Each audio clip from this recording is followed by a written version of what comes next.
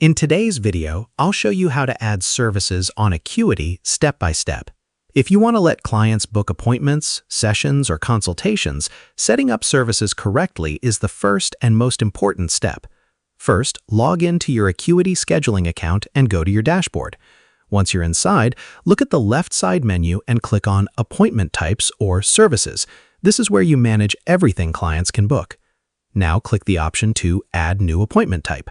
Start by giving your service a clear name.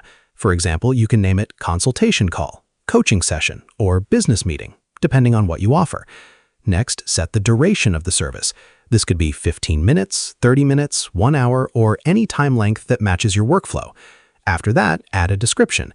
This is where you explain what the client will get during the appointment, so keep it clear and simple. Now set the pricing if your service is paid. You can choose free appointments or add a fixed price depending on your business model. Then configure availability. You can choose specific days and time slots when clients are allowed to book this service. If needed, you can also add buffers between appointments. This helps you get extra time to prepare before or after each session. Next, you can customize intake forms. This allows you to collect extra information from clients before the appointment, such as name, email, or specific questions related to the service.